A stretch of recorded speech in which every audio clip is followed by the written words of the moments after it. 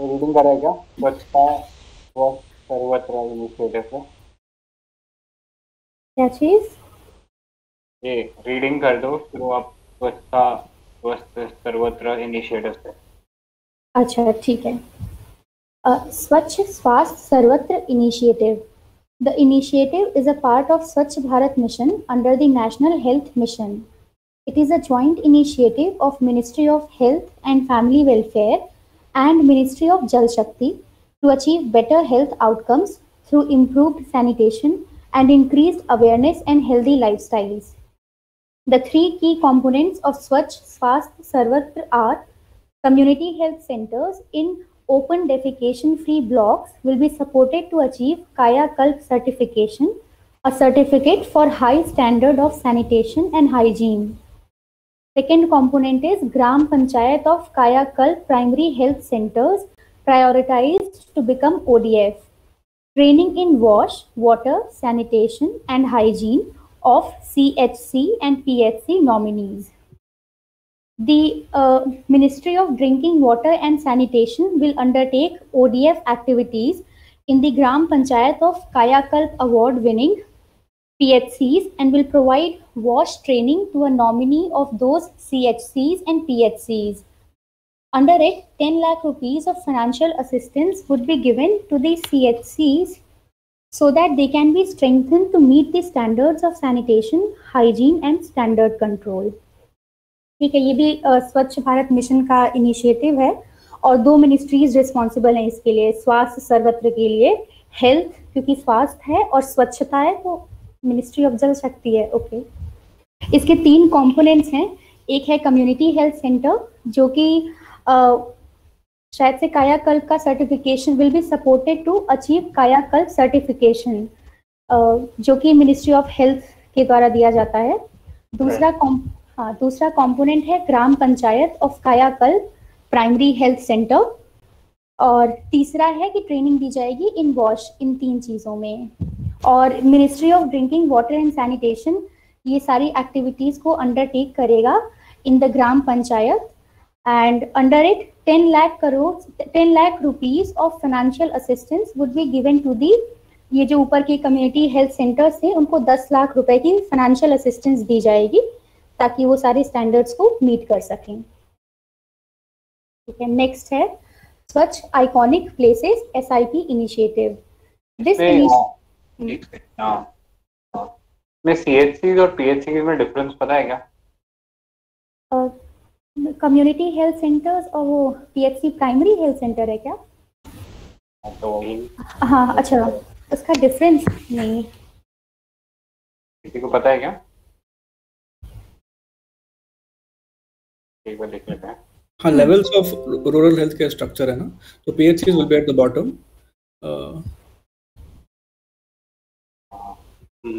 The primary tier is designed to have 3 types of healthcare, namely sub-center for population of 3,000 to 5,000, a primary healthcare for 20,000 to 30,000, and a community health center as reference center for every 4 PHCs covering 80,000 to 1.2 lakh. ठीक है, तो I think सबसे lowest पे sub centre, उसके ऊपर primary health centre और उसके ऊपर कम्युनिटी हेल्थ सेंटर। सबसे ज्यादा population primary health centre cover करती है, नहीं कम्युनिटी हेल्थ सेंटर करता है, कम्युनिटी। ओके, हायरार्की में वो टॉप पे है।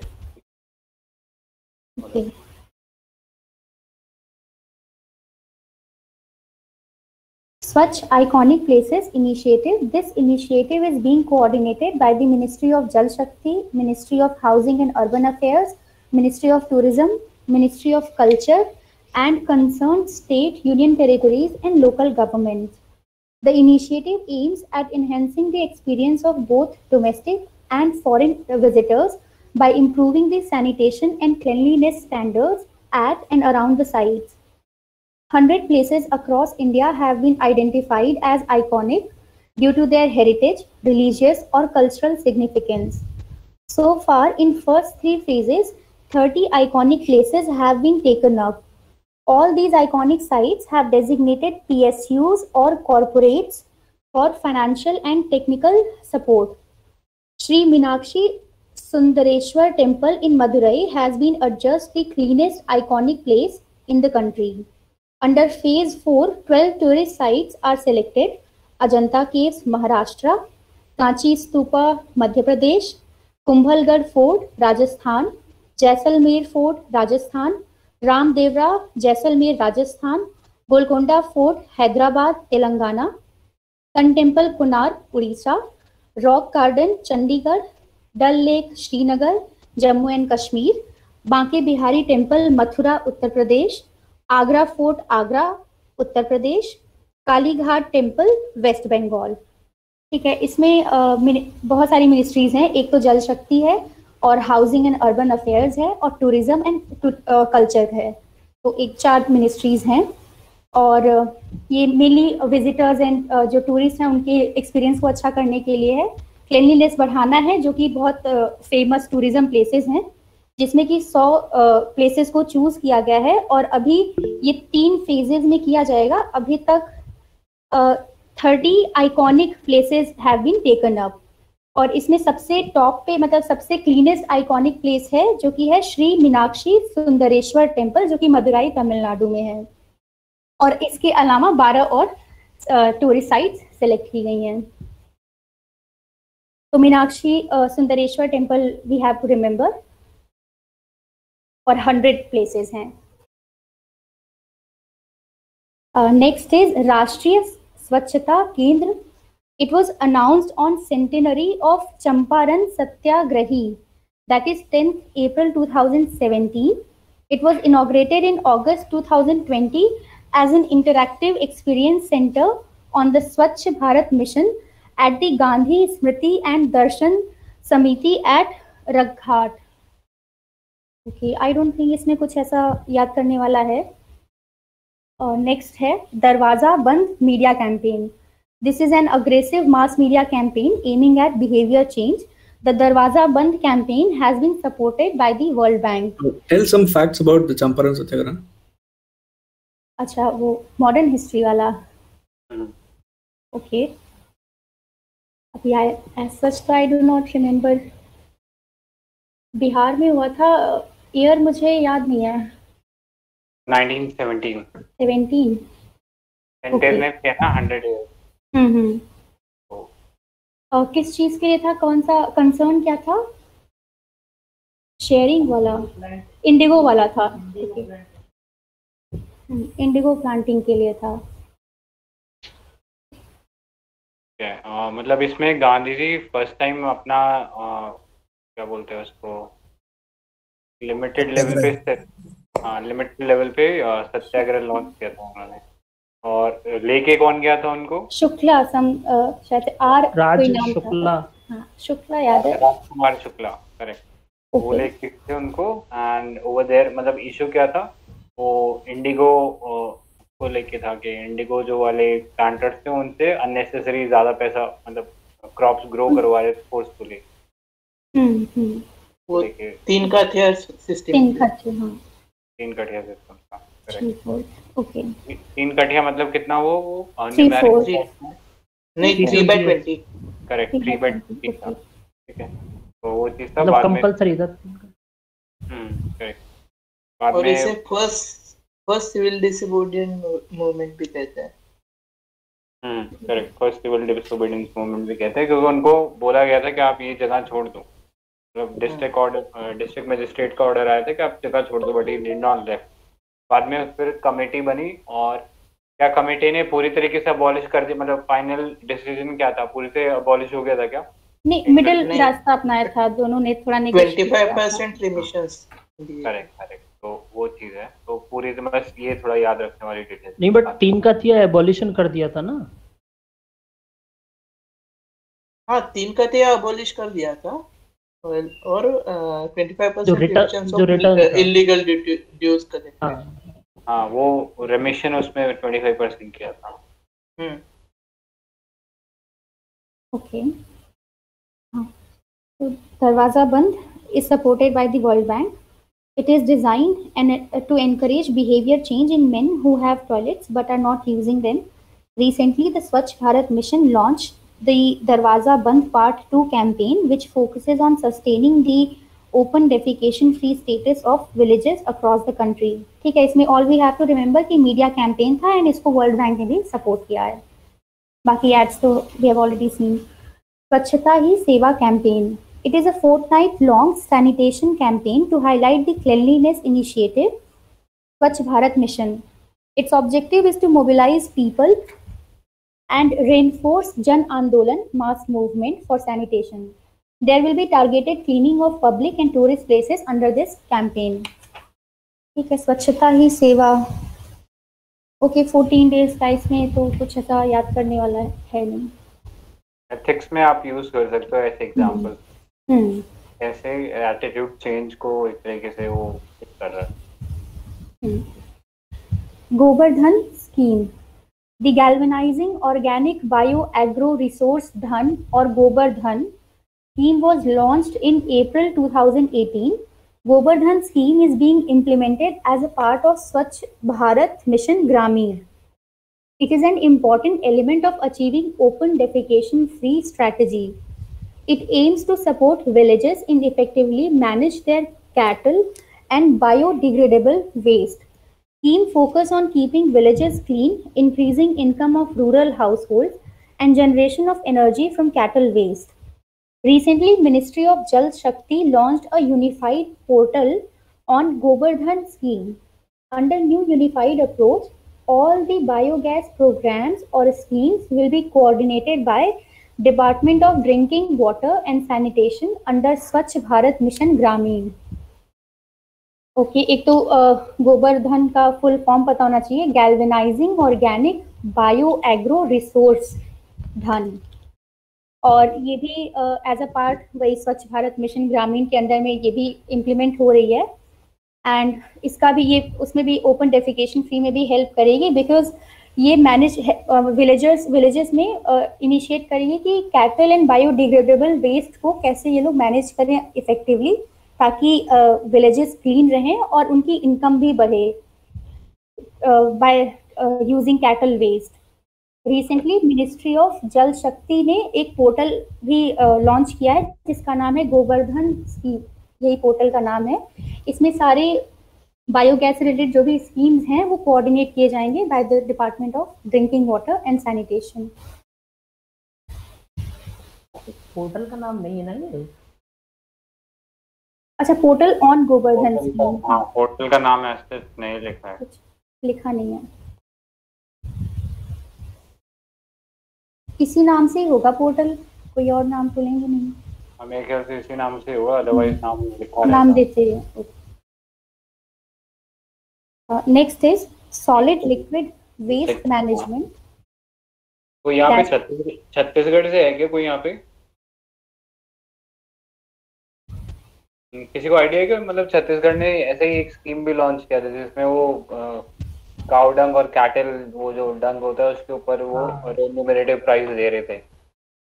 5 रुपये 3 रुपये का समथिंग 1 kg होता था. हाँ. और वापस उसको वो मैन्योर बना करके वापस मतलब फार्मर्स को दे रहे थे, राइट? हाँ, करेक्ट. तो उसका वो कर रहे थे, प्रैक्टिकल एप्लीकेशन कर रहे थे. तो आई थिंक वो थोड़ा रेलेवेंट हो सकता है कि ऑगमेंटिंग फार्मर्स इनकम उस पॉइंट ऑफ.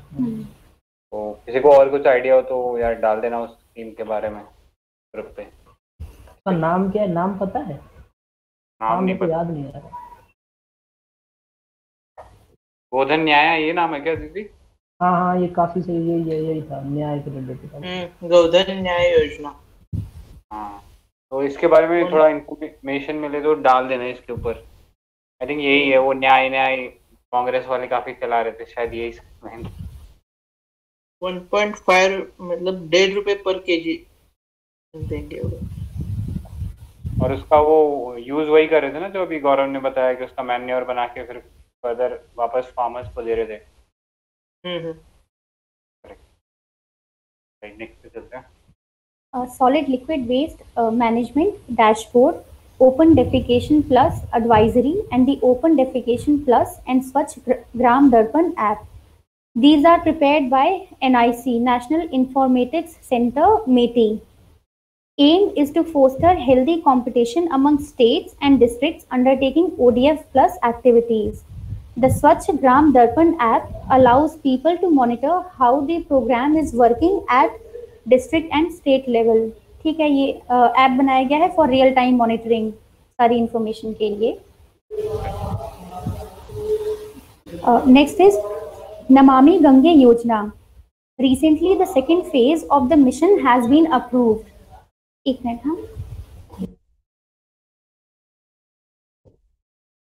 हाँ, कोई और पढ़ेगा क्या?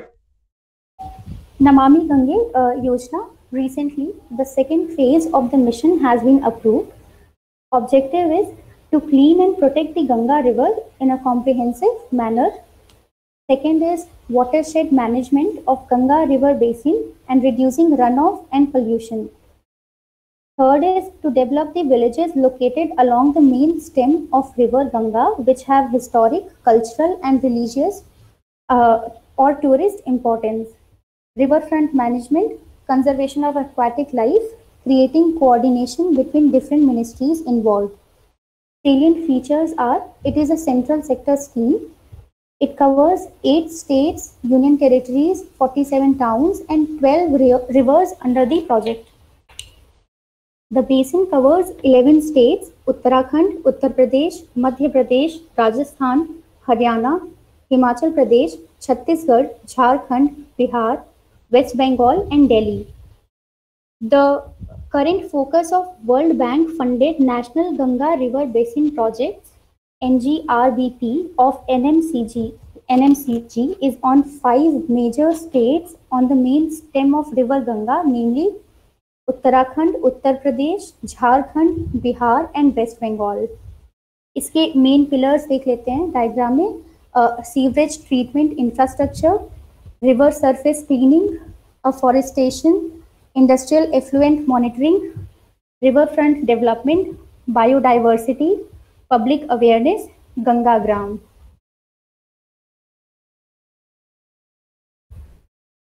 Establishment of Clean Ganga Fund, charity fund as a trust under the Indian Trust Act.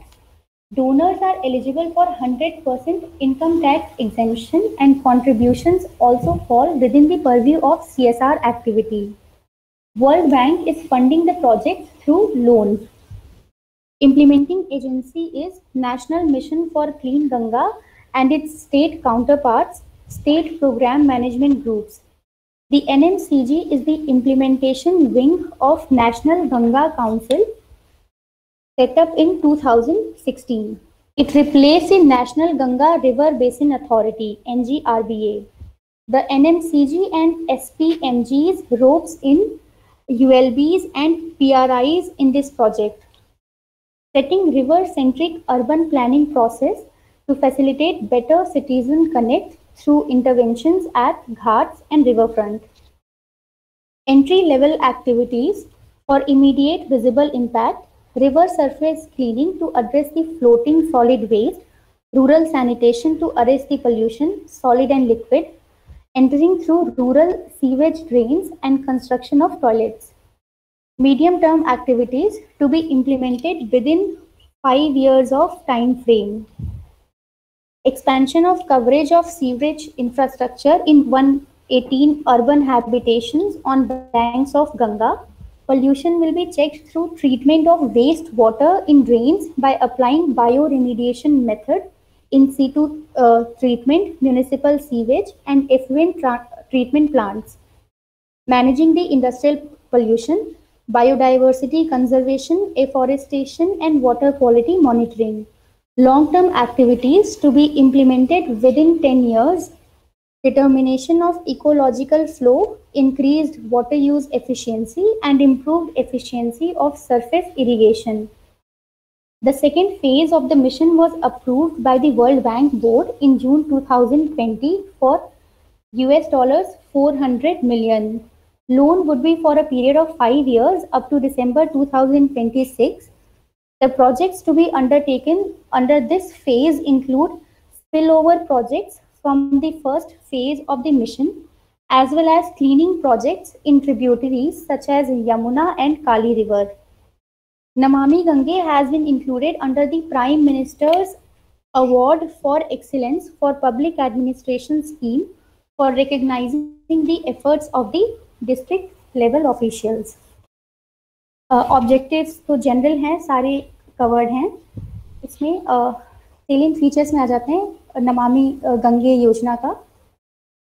Central sector scheme है और 8 स्टेट्स को कवर करता है और 12 रिवर्स को अंडर द प्रोजेक्ट, और 11 स्टेट्स की लिस्ट दी गई है इसमें उत्तराखंड, यूपी, एमपी, राजस्थान है। And the current focus of World Bank funded national Ganga river basin project is on 5 major states. ये states I think we need to remember: Uttarakhand, Uttar Pradesh, Jharkhand, Bihar and west Bengal. जहाँ से गंगा पास होती है वो स्टेट्स हैं। एंड क्लीन गंगा फंड है, इसमें स्टैब्लिश किया जाएगा as a trust under the Indian trust act, और डोनर्स को आईटी एग्जेम्पशन मिलेगा और सीएसआर एक्टिविटी का बेनिफिट मिलेगा, और World Bank will provide the loan. Implementing agency है इसमें national mission for clean Ganga और इसके स्टेट काउंटर पार्ट्स, जो कि national mission on clean Ganga is the implementation wing of National Ganga Council set up in 2016. It replaced the National Ganga River Basin Authority, and the NMCG and SPMG ropes in ULBs and PRIs in this project. ULBs and PRIs क्या हुआ यहाँ पे? Urban Local Body.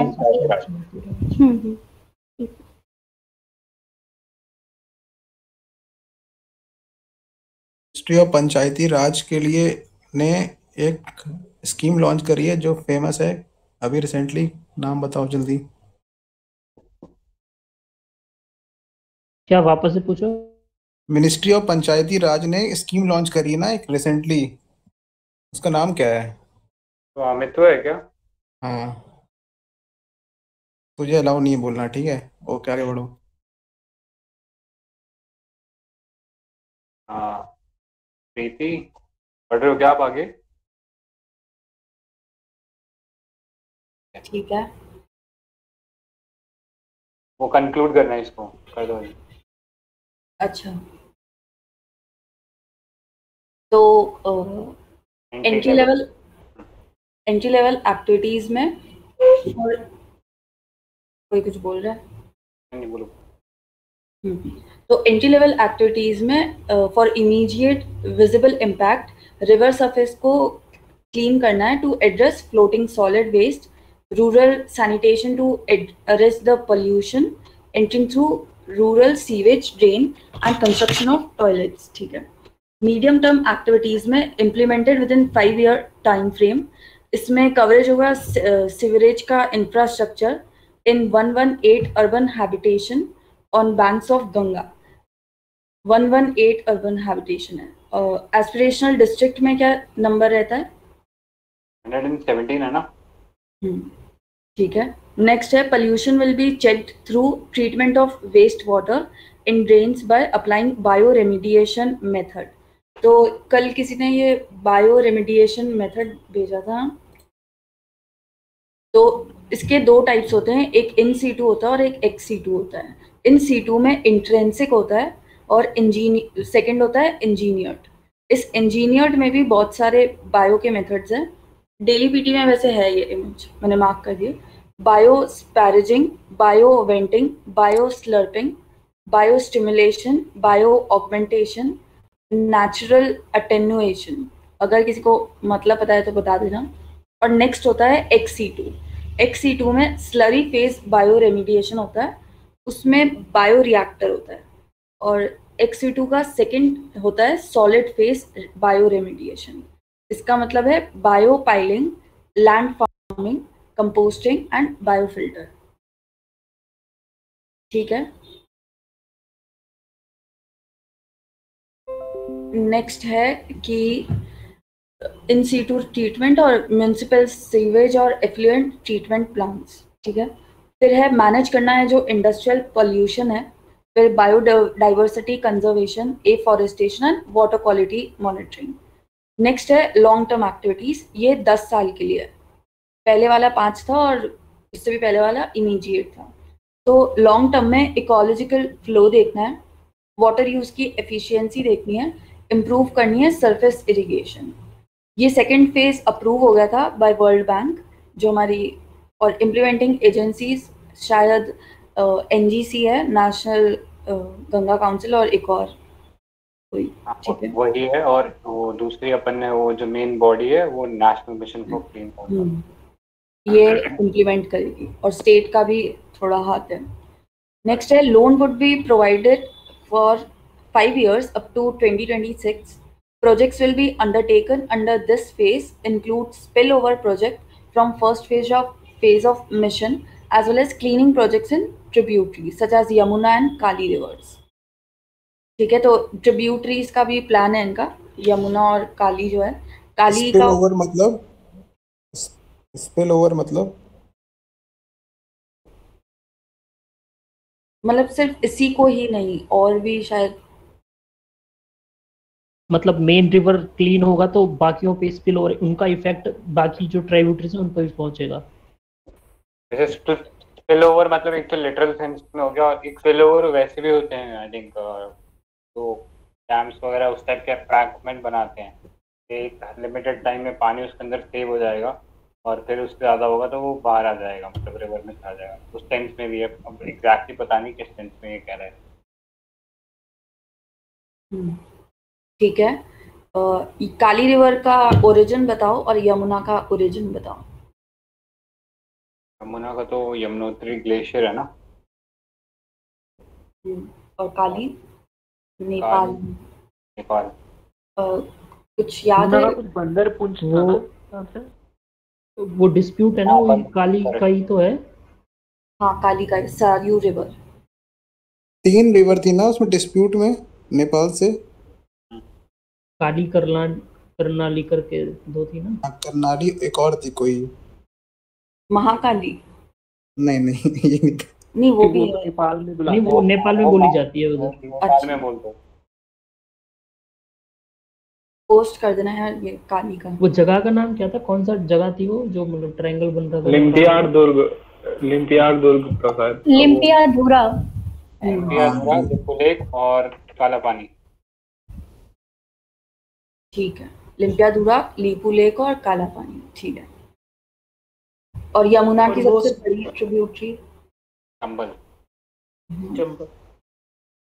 और वो स्पिलोर था ना, स्पिलोर मतलब एक जगह पे स्टार्ट होना और दूसरी जगह पे खत्म होना, मतलब उस सेंस में प्रोजेक्ट का भी ले सकते हैं। ठीक है। नेशनल वाटरवे 1 है ना गंगा के ऊपर?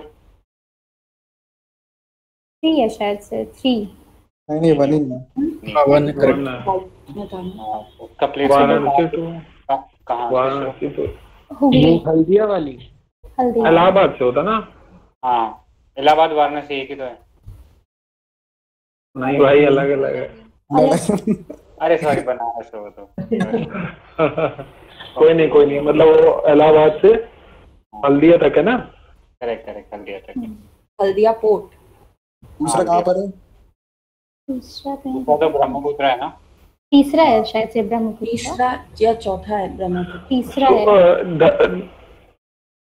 ढोला तो सदिया कुछ ऐसा है ना, दूसरा वाला या तीसरा वाला? ब्रह्मपुत्र पे है ना? हाँ ब्रह्मपुत्र,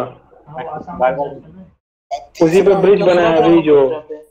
हाँ, ढोला सादिया। हाँ, तीसरा पड़ता है वेस्टर्न घाट के पास, कहाँ पड़ता है वो? केरला में। हाँ, कोटायम क्या? हाँ, कोटायम। चौथा पड़ता है हमारा ईस्टर्न साइड, वो कहाँ पड़ता है इधर? बकिंगम कैनल, वो तुम्हारा कक्कीनाडा से वो उड़ीसा। और तमिलनाडु आंध्र प्रदेश के आसपास पड़ता है ना? उड़ीसा आंध्र, हाँ। और बरक रिवर पे कौन सा, 6वां है 5वां है? 6ठा है वो शायद, 6ठा है ना, 5वां है? 6वां लग रहा है। 5वां कहाँ पे? तो बैतरनी वाला नहीं है जो, बैतरनी रिवर पे शायद है वो, जो उड़ीसा के पास।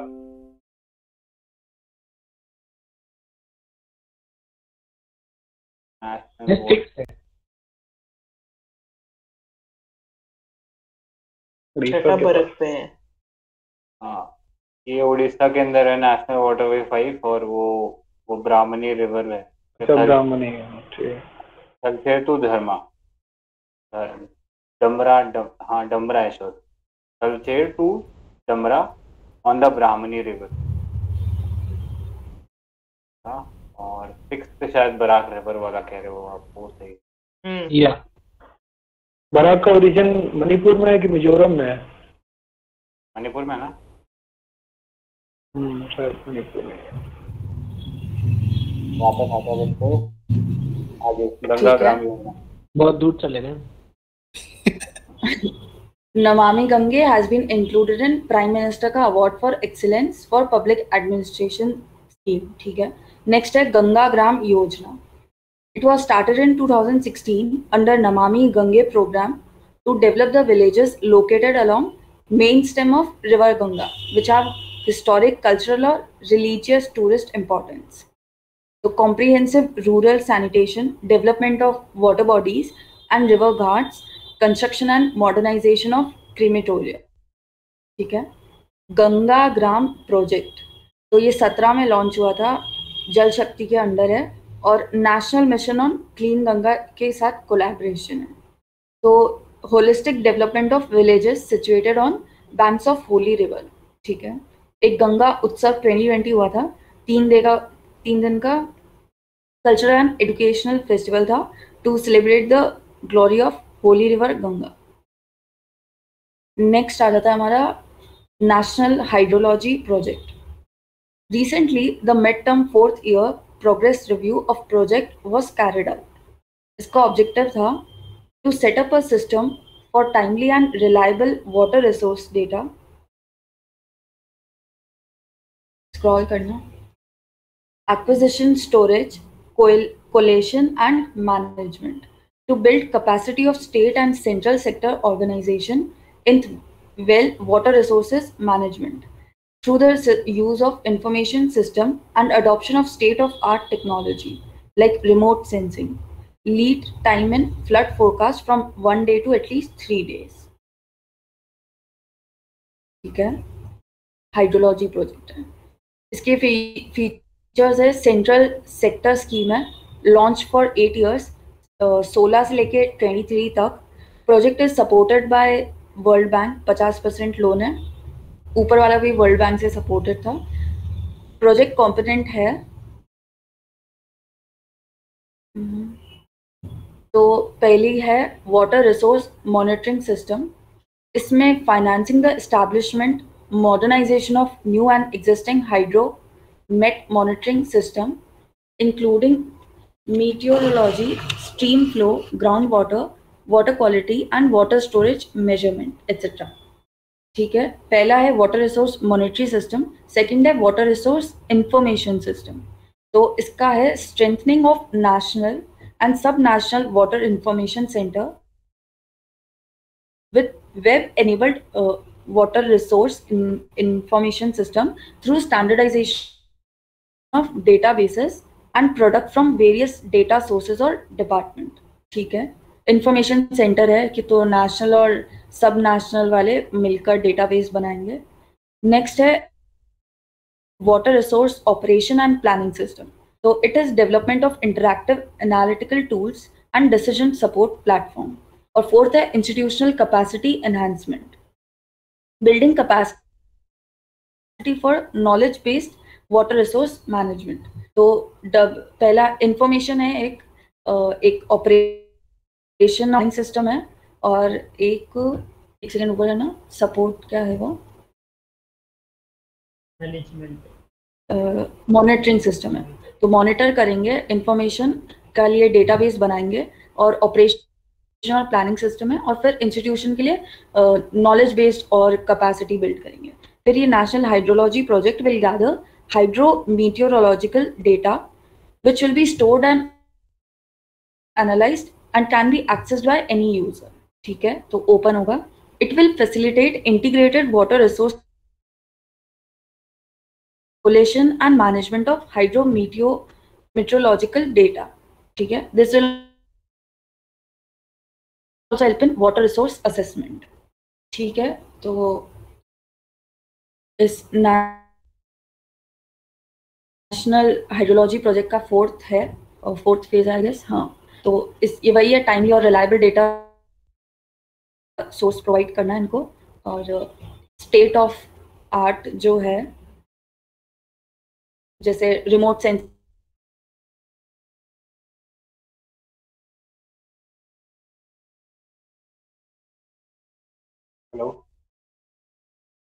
वगैरह. क्या होता है स्टेट ऑफ द आर्ट का? देखा से मॉडर्न टेक्नोलॉजीज होता है. ठीक.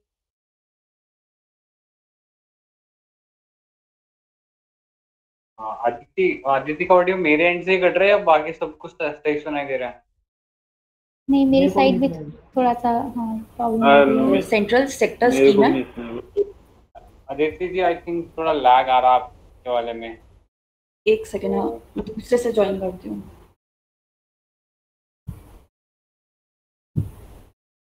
ओके, चलो मैं ठीक है क्या? हाँ, ठीक लग रहा है. ठीक है, तो इसके 4 कंपोनेंट्स है. वाटर रिसोर्स का मॉनिटरिंग सिस्टम,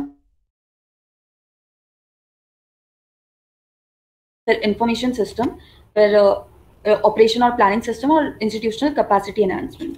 ठीक है, और ये डेटा स्टोर होगा, कोई भी यूज कर सकता है. And this will be integrated water resource management for adopting river basin approach. ठीक है, नेक्स्ट है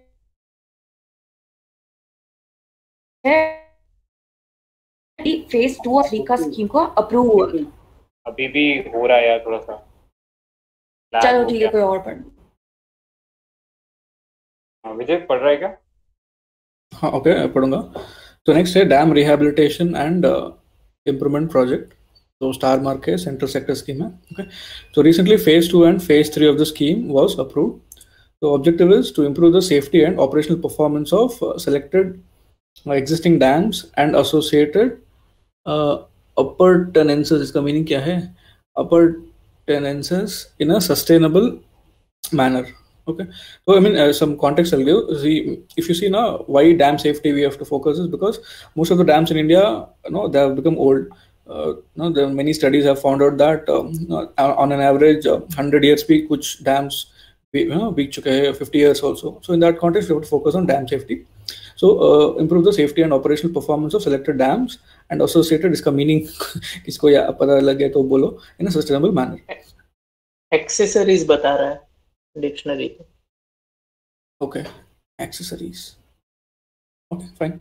To strengthen the dam safety institutional setup of participating states / implementing agencies, I think the Central Water Commission है क्या? Okay. To explore the alternative incidental means at few of the selected dams to generate incidental revenue for sustainable operation and maintenance of dams. So this is being added in phase 2 and phase this object. Okay, to generate revenue also. So next, salient features are it is a central sector scheme. So this is a key point. The project was launched in 2012 with the help of World Bank. So this is also a key point for 6 years. It covered 223 dam projects initially in 7 states, namely Jharkhand, Karnataka, Kerala, Madhya Pradesh, Odisha, Tamil Nadu, and Uttarakhand. Okay, so initially in 7 states, the emergency action plan identified potential emergency conditions at a dam and prescribed the procedures to be followed to minimize loss of life and property damage. So I think we have seen now many cases where dam burst हो जाता है immediately, and so such cases emergency action plan should be there. I think last year भी कुछ महाराष्ट्र में एक dam था, I think शायद नहीं, वो टी से कुछ स्टार्ट होता है, वो बर्स्ट हो गया. Recently phase 2 and phase 3 of the scheme was approved for comprehensive rehabilitation of 736 existing dams across the country. So now it is being made comprehensive, 736 dams. Okay. So earlier it was 223. Now I think all the dams are covered. I think mostly 736 dams. The project cost is 10,211 crore. The project will be implemented over a period of 10 years duration in 2 phases, each of 6 durations, with 2 years overlapping from April 2021 to March 31. Okay, March 2031. So almost 10 years चलेगा. Financing is the share of external funding with the assistance from World Bank and Asia AIIB. तो AIIB का headquarters बोलो. Shanghai, Bangkok, Manila, Beijing. Sorry उसका OADB का है. हाँ, right. हाँ, तो Shanghai is for New Development Bank. हाँ. अरे वो था नहीं AIB का जो ब्रॉडकास्ट था, तो सबकी करता था, बजाता था ना, बोल बोल के बजाना, मतलब कि ए के बाद भी आता है, ऐसे भी कर सकते हैं. एशियन वाला ए के बाद भी. करेक्ट. तो मनीला आपने बोला ना, तो that is Asian development bank, right? ठीक है. तो financing is the share of external funding of the World Bank, and AIIB is rupees 7,000 of the total project cost, and balance 3,200 is to be borne by the concerned implementing agency. So the contribution of central government is 1,000. So center का सिर्फ 1,000 है as a loan liability, and 285 crore as the counterpart funding for central component. Okay. So I think majority funding is coming from outside World Bank and AIIB. So moving on. So this is about India में total dams कितना होगा? 1,000 से ज्यादा है, rough number. हाँ, almost 3,000 से थोड़ा above. And वो main concern is the age. Many have crossed 100 years also. बहुत सब ब्रिटिश ने कर दिया. 150 years also it has crossed. So that is the biggest concern. अभी there was this उत्तराखंड में भी डिजास्टर हुआ था ना, तो उसमें कौन से रिवर थी जो इफेक्ट हुआ था डैम जिसपे? वो चमोली डिजास्टर. हाँ, चमोली करेक्ट. हाँ, उसमें भी आई थिंक एक डैम वॉश आउट हो गया था. क्या नाम है? तो डैम पूरी तरह वॉश आउट हो गया था. It was on Rishi Ganga river. ठीक है. और that Rishi Ganga river was further tributary of Dhauli Ganga. वो धौली गंगा पे भी जो डैम बन रहा था उस पे भी इफेक्ट हुआ था उसका. करेक्ट. ओके. धौली गंगा का 2 पॉइंट कॉन्फ्लुएंस बताओ.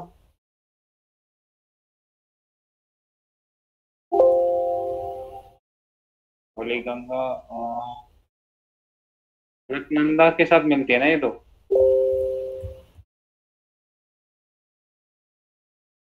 विष्णु प्रयाग है क्या? देव प्रयाग है. विष्णु प्रयाग है. विष्णु प्रयाग. विष्णु प्रयाग. हाँ, ठीक है मैंने. विष्णु प्रयाग. ओके. तो नेक्स्ट चलते हैं. This is about drip. Okay. So next is Dharma. एक ऐप है to monitor. So Dharma is dam health and rehabilitation monitoring application. Okay. So Dharma is a web tool to digitize all dam related data effectively.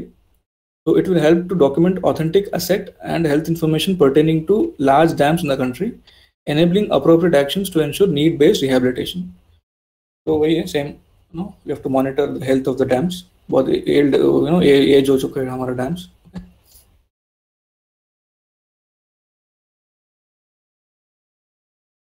Okay, so now, so we are moving on to Ministry of Labor and Employment. So labor is important now this year because wage codes have been passed, 4 wage codes. Okay, so newly launched scheme. Labor कौन सा subject है, कौन सी list में आता है? Concurrent ना? हाँ. ये 42nd में ट्रांसफर हुआ था क्या? या पहले से ही है? नहीं, 42nd में नहीं हुआ था, ये पहले से ही था. 42nd में जो हमने जो ट्रांसफर हुए थे 5 को बताओ. हाँ, एनवायरनमेंट था, वाइल्ड लाइफ था, और वेट्स एंड मेजर्स था, एजुकेशन था, जुडिशरी था, मतलब लोअर कोर्ट और वो था ना. हाँ, आई थिंक. और लेबर का सब कंकरेंट में है क्या? आई थिंक कुछ सेफ्टी का यूनियन के पास है ना. दो, एक सेंटर के पास है, एक वो है शायद एक सेफ्टी वाला लॉ शायद सेंटर स्टेट में कुछ कंफ्यूजन है, मतलब दोनों में कोई किसी का बटे हुए हैं ना. ओके, ठीक है. सो आत्मनिर्भर भारत रोजगार योजना. ओके, तो स्टार है, सेंटर सेक्टर स्कीम है. Objective is to boost employment in formal sector and incentivize creation of new employment opportunities during COVID recovery phase. तो बोलो इंडिया में फॉर्मल का शेयर कितना है और इनफॉर्मल का शेयर कितना है?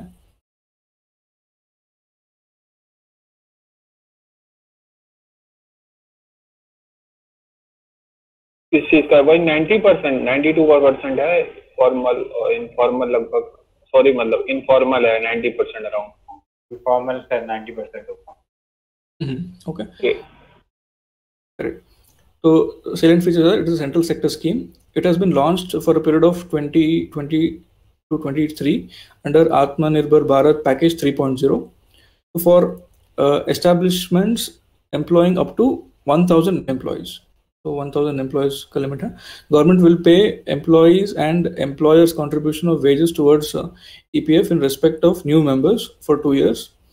Okay, so from October 20 to June 30. Okay, for establishments employing more than 1,000 employee, government will pay only EPF contribution in respect of new employees for 2 years. In these specifics, non-needed to remember.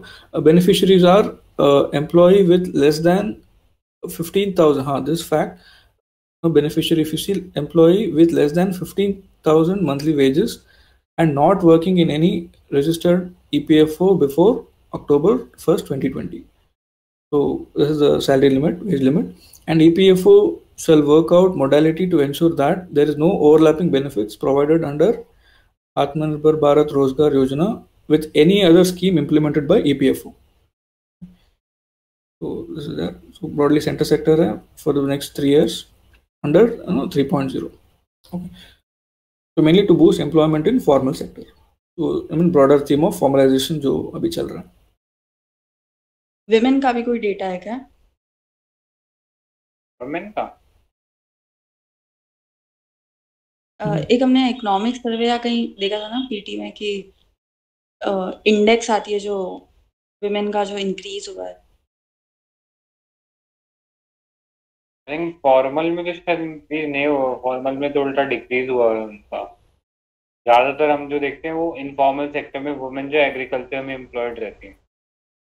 हाँ वही paradox है ना, women are employed more in informal and underemployed in formal. एक index थी ना जिसमें women का बता रहे थे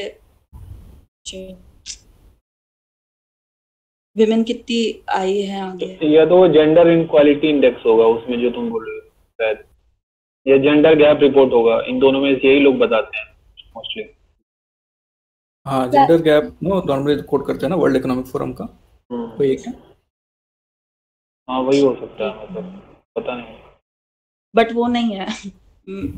लेबर फोर्स पार्टिसिपेशन रेट का पूछ रही हो क्या? हाँ ये किसी को पता है एग्जैक्टली क्या डेटा है LFPR का, वुमेन और मेल और मैन का? 74% या 49 वो ऐसा कुछ सुने थे। रिसेंटली बोल रहे थे कि 20% तक ड्रॉप हो चुका है, लगभग 23 कुछ था, मैंने टेलिंग 20 तक ड्रॉप हो चुका है अभी। मतलब ओवरऑल बोल रहे हो ना LFPR में? हाँ female labour force participation rate 20% female है। अच्छा हाँ ओके 16 तक आया है फीमेल में, और मेल में 64 या 66 समथिंग कुछ है। ये देख के एक बार डेटा डाल देना। हाँ प्लीज, थैंक्स। ओके कोई और पढ़ेगा क्या? और पढ़ रहा है क्या?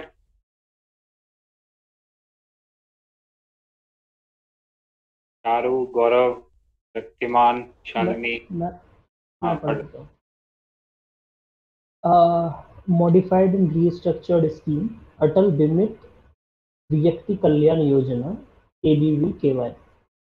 ऑब्जेक्टिव है इसका, unemployment benefit is paid to workers covered under employ state insurance ESI scheme. ठीक है, फीचर्स हैं इसके, it's a welfare measure being implemented by Employee State Insurance ESI Corporation. It offers cash compensation to workers covered under ESI scheme when they are rendered unemployed. Cash एक important provision रहता है इसका। It's aimed to protect, ESI scheme aimed to protect employees against impact of incidents of sickness, maternity, disablement and death due to employment injury. and to provide medical care to insured person and their families. Minimum 2 years of insurable employment is required to claim relief.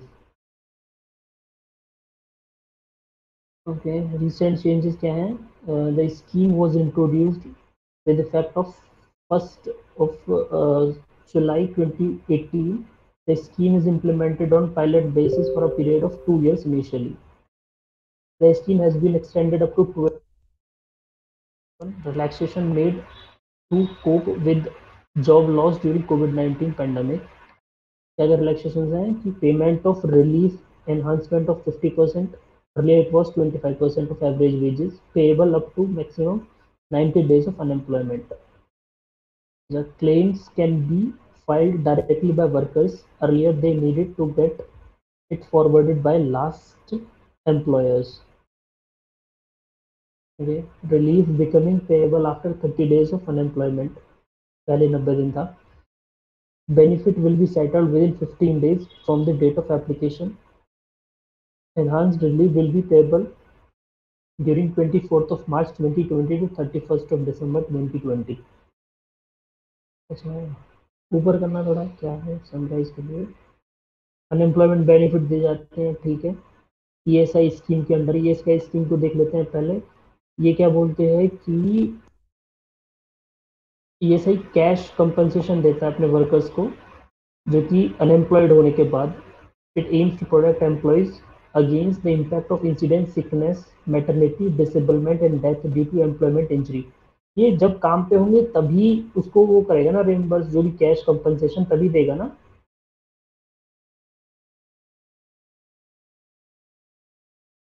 नहीं, जब उनको बाहर निकाल देते हैं ना तब उस सेंस में. वैसे तो मतलब हेल्थ इंश्योरेंस वगैरह भी कवर करता है इसके अंदर, तो ऑन जॉब भी मिलता है, बट अगर जॉब चली जाती है तो उस रिस्पेक्ट में भी इसमें कॉम्पनसेशन मिलता है. मेरा ईयरफोन में प्रॉब्लम है ना, पढ़ लो यार. यार पढ़ लो इसको. मतलब आवाज नहीं आ रही ना? आवाज आ रही है? तो अब थोड़ा ठीक आ रहा है, पहले थोड़ा कम था. अच्छा हाँ, तो 2 साल ये क्या होता है? Minimum 2 years of insurable employment is required to claim relief. 2 years of insurable employment. अरे मतलब एटलीस्ट जो ईएसआई जिस पे ये एक्ट लगता है ना उस एम्प्लॉयमेंट को वो बोलेंगे. जैसे ये ईपीएफ वालों को हटा रहे हैं ना, ये इंश्योरेबल एम्प्लॉयमेंट ये हो गया जो भी एम्प्लॉयमेंट इस एक्ट के अंदर कवर्ड है.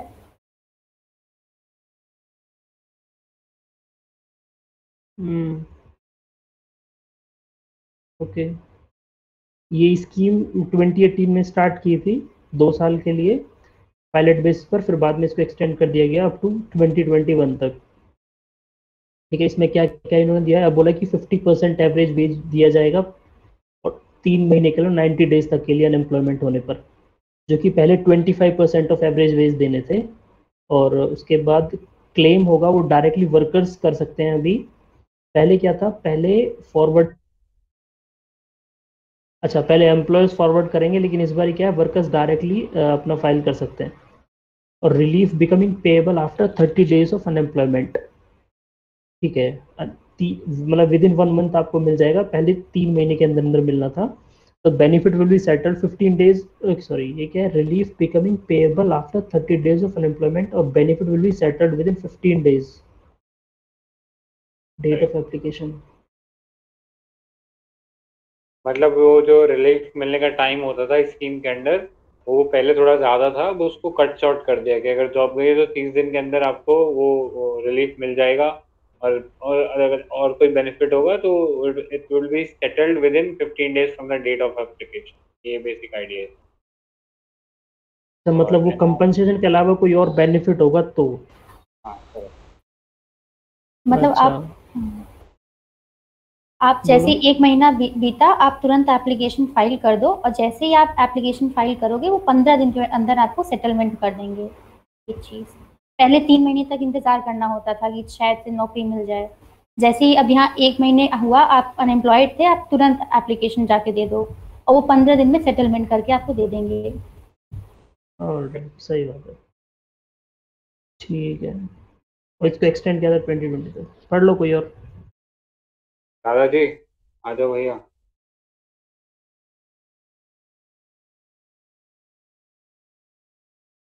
चला गया कि कोई और पढ़ना है क्या किसी को? अभिनव, अदिति? ठीक है, अगर इफ नो वन कोई नहीं पढ़ रहा तो मैं पढ़ूंगा। ओके, तो national child labour project scheme है। ओके, तो चाइल्ड लेबर वी डिस्कस ना, शिवकाशी केस स्टडी, तो स्टार मार्क है। तो this is also central sector scheme. So 2021 marks the International Year for Elimination of Child Labor. Okay, so the next objective is to eliminate all forms of child labor, to contribute to a withdrawal of all adolescent workers from hazardous occupations, processes, and their skilling and integration in appropriate occupations. So yeah, and then raising awareness among stakeholders and target communities, and then creation of a child labor monitoring, tracking and reporting system. Okay, तो pencil portal है ना इसके लिए, child labour के लिए exact. So next is intended beneficiaries. So all child workers below the age of 14 years in the identified target area. Okay, so all child workers below age of 14, key point है. And then adolescent workers below the age of 18 years in hazardous occupation and process, and then families of child workers, so even those families are covered. So it is holistic, child labor के लिए भी है, adolescent के लिए भी है, and also the family members. And then salient features are, this is a central sector scheme. The overall approach of the project is to create an enabling environment in the target area. थोड़ा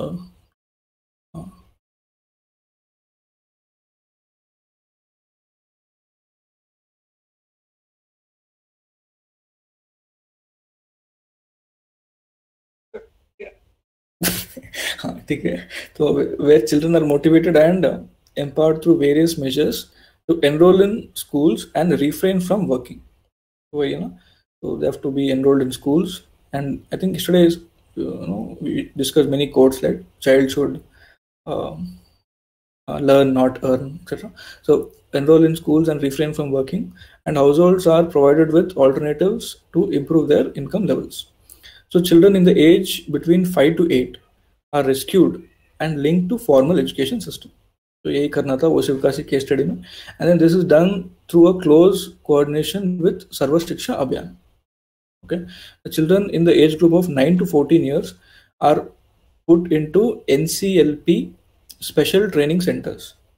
Okay, for providing them with a bridge education, vocational training, midday meal, stipend, healthcare, etc. So NCLP special training centers होते हैं. Okay, which we can quote specifically. National, ये NCLP का full form है, National Child Labor Project. Okay, National Child Labor Project, man. Okay, so special training centers, and then funds are provided directly to the district project societies. So district project societies who in turn engage and allocate the funds to NGOs, voluntary agencies, civil society organizations for running special training centers. तो collaboration भी है NGO के साथ. And then a dedicated online portal named Pencil. Pencil is platform for effective enforcement for no child labor. So it's developed in order to make the NCLP successful through better monitoring and implementation, ensuring the timely disposal of work with transparency.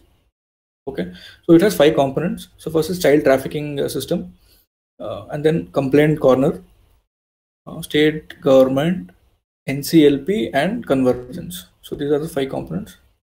And then at the state government level, the monitoring is to be done by State Resource Center.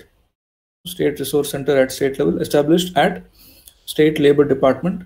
Okay, at district level, it is District Nodal Officer. So state में State Resource Center and district में District Nodal Officer are nominated to take actions on complaints on their respective districts.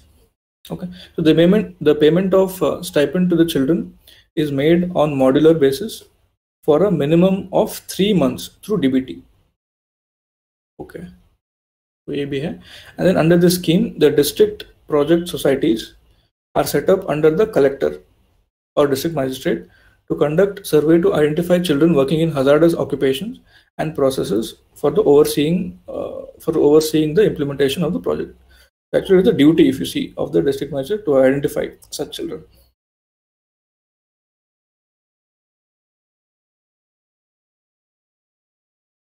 Recently कुछ ILO का convention भी उन्होंने sign किया था ना, कुछ नंबर याद है किसी को? प्रीलिम्स का क्वेश्चन भी था शायद.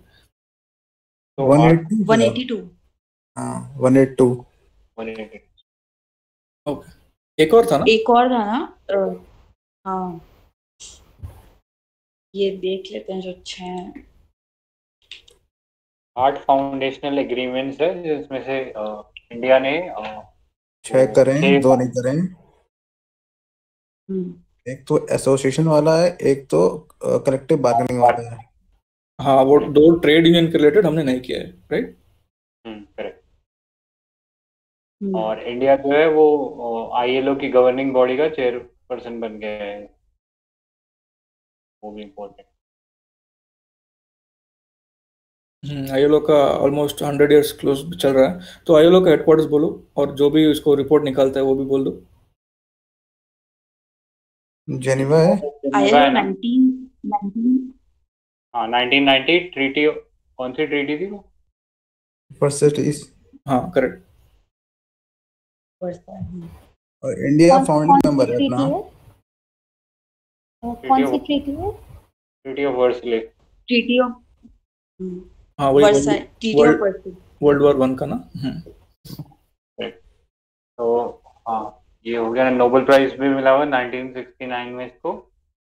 और ट्राइपार्टाइट बॉडी है और इसमें इसका स्ट्रक्चर देखे तो इंटरनेशनल लेबर कॉन्फ्रेंस है, तो उसके अंदर बेसिकली वो डिलिबरेटिव बॉडी है उसके अंदर, and it is referred to as international parliament of labour. Then governing body आती है जो कि एग्जीक्यूटिव काम करती है, ठीक है. It meet 3 times a year और इसमें इंडिया जो है चेयरपर्सन बना है, ठीक है. और it takes the decision of ILO. The works of governing body and the office is aided by tripartite committee covering major industries. Functions of ILO: coordinating policy program, adoption of international labor standard, assistance to member state, human right protection. और ये एक important चीज है, ILO के standard जो है non binding है. और हाँ, कन्वेंशन, ठीक है. 4 conventions, 8 core conventions है इसके अंदर. और the 135 states have ratified all 8 conventions. Unfortunately, 48 members, including member state with the highest population, have yet to ratification of all 8 conventions. तो उसमें से इंडिया भी है. तो एक बार मैं कन्वेंशन सारे रिपीट कर देता हूँ. Force labour convention 29, abolition of force labour convention 105, equal remuneration convention 100, discrimination convention 111, minimum age convention 138, worst form of child labour 182. तो ये 182 वाला जो है इसको यूनिवर्सल एक्सेप्टेंस मिला है. मतलब आई थिंक लास्ट कंट्री एक टुवालू करके कंट्री था, उसने भी इसको एग्री कर लिया है. सॉरी, टुवालू नहीं, टुगालू करके कंट्री था. In freedom of association and protection of right to organise convention, ये इंडिया ने नहीं साइन किया. और right to organise and collective bargaining, ये इंडिया ने नहीं साइन. ये बाकी वाले कहाँ एप्लीकेबल हुए हैं इंडिया में, वो बता दो. Worst form of child labour convention और मिनिमम एज कन्वेंशन जो है ये उसके अंदर आ जाता है हमारा चाइल्ड लेबर आर्टिकल 24 के अंदर. और डिस्क्रिमिनेशन कन्वेंशन आई थिंक शायद वो है कि equal remuneration act, equal remuneration 1976. हाँ 1976, करेक्ट. और I think force level again 105 वाला जो है वो आर्टिकल 24 में है और 29 भी 24 के अंदर ही है. DPSP का आर्टिकल बोलो, इक्वल पे इक्वल वर्क का. हाँ 39 का 39 का C 4 है. मुझे भी याद नहीं है, 39 कुछ ऐसा लग रहा था। हाँ डी होगा ये। आदित्य जी ने 4 बोल दिया अब तो। Sorry sir. एक बार सर्च भी कर लो। आदित्य जी बहुत भी मान रहे हो। अच्छा ऐसा हाँ है भैया, ठीक। Equal pay for equal work for both men and women, 39D। ठीक है, वो कह रहा था मैं सर्च कर रहा हूँ, अदरवाइज नहीं करने वाला था। नहीं भाई, मैं अपना वोट वापस ले लिया। तो लेट हो गया। ठीक है, डी है, that is equal pay for equal work for both men and women. Alright, वापस आ रहे हैं। हाँ ठीक है यार, समराइज कर दे इसको। ठीक है, ठीक है। तो इसका सेंट्रल सेक्टर स्कीम है, right, and then eliminate all forms of child labour, जो हमने देखा conventions, and then contribute to withdrawal of adolescent workers from hazardous employment. तो चाइल्ड का भी है, अडोलसेंट्स का भी है, and even awareness of the communities, तो ओवरऑल है, एंड देन मॉनिटरिंग फ्रेमवर्क भी क्रिएट करना है। तो it is targeting all levels, and then इसमें और क्या है, हाँ, फैमिलीज ऑफ चाइल्ड वर्कर्स को भी है। And then if you see children no between 5 to 8, so they must be linked to the formal education. So this is being done with close coordination with Sarva Shiksha Abhiyan. So if you see, there are interlinkages with the other schemes also. And then 9 to 14 के लिए this NCLP special training centers होगा, because इनको bridge करने के लिए gap हो गया ना education में, तो they have to bridge the education vocational training before mainstreaming into formal education. So this is one key point.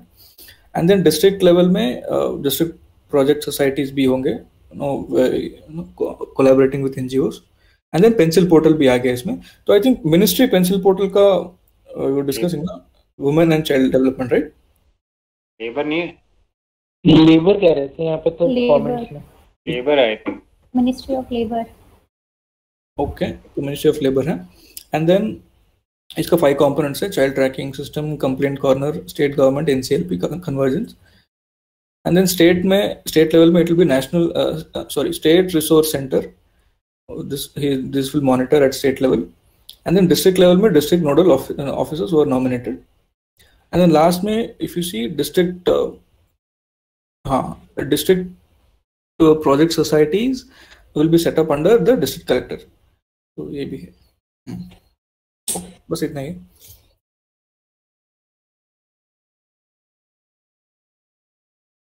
Right,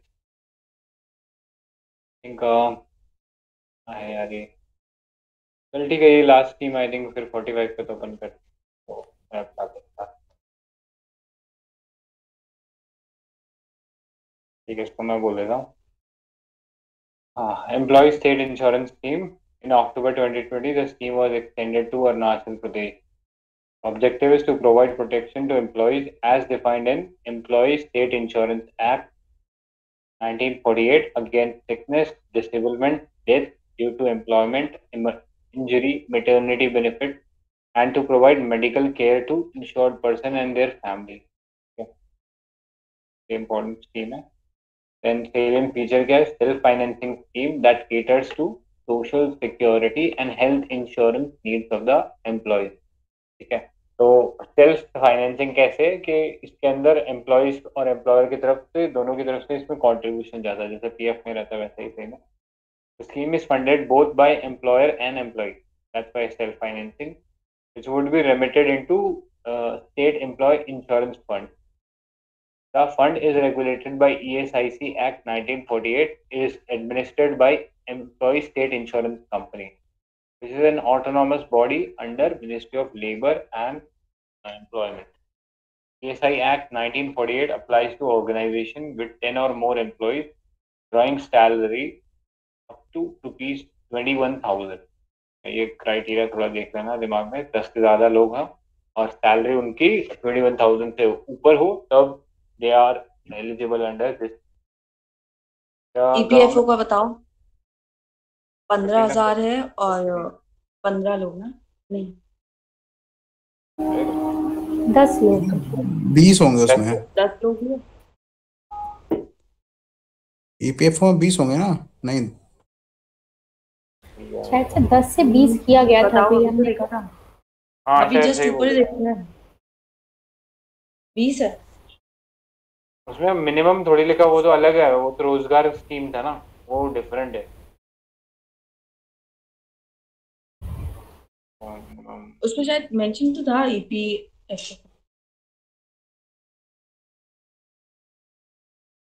तो 20 है, 20 एंड 15,000 और यहाँ है 10 और 21,000। 10 और 21,000। The Government of India through Ministry of Labour and Employment decides the rate of contribution under ESI Act. तो ये चीज है। Then the state of contribution is fixed at 4% of the wage, with the employer share being 3.25% and employee share being 0.75%. ठीक है। EPFO में हमने देखा था इक्वल शेयर होता है बिटवीन जो मालिक होता है और जो एम्प्लॉय होता है उसके बीच। यहाँ पे it is skewed towards more towards the side of employer, यानी एम्प्लॉयर का कंट्रीब्यूशन ज्यादा होता है compare to employ. It is not applicable for seasonal factories. Factories engage in pursuit of blending, packing और रीपैकिंग टी। मतलब आप इस type का कुछ काम कर रहे हो पैकिंग वगैरह का या फिर रंग लगाने का, तो उसमें नहीं अवेलेबल होगा ये चीज।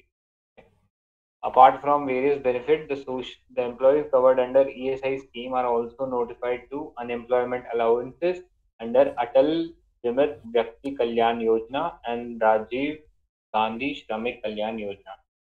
दोनों हमने देख ली, मतलब ये पहली वाली तो हमने देख ली थी अभी जस्ट, अटल बिमित व्यक्ति योजना के अंदर काफी सारे थोड़ा रिलैक्सेशन दे दिए उनको। इसमें एक और चीज होती है कि अगर कोई भी दूसरे एक्ट जैसे कि मैटरनिटी बेनिफिट एक्ट या फिर तो एम्प्लॉयमेंट कंपनसेशन एक्ट के अंदर आता है तो उस पे ईएसआई का नहीं लगेगा उसका वो।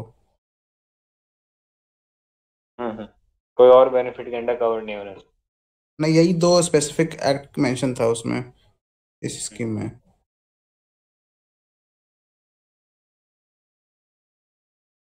ये अटल बीमित व्यक्ति कल्याण योजना का कुछ मिनिमम प्रीमियम वाली है ना ये? इसका याद है क्या कुछ प्रीमियम कितना? प्रीमियम तो नहीं देख रहे, प्रीमियम तो नहीं था, बट आई थिंक ये अलग से है ना, ESIC के अंडर है ये शायद।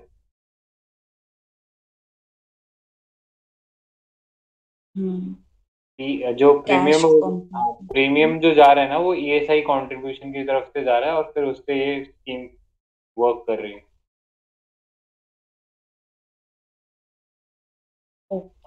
तो आज अपना वाइंड अप करते हैं यहीं पे। एंड अब दीप्ति है क्या? आज दीप्ति नहीं है। माय गॉड, ठीक है, एक बार वो टैग करना है यार, वो क्या था वो।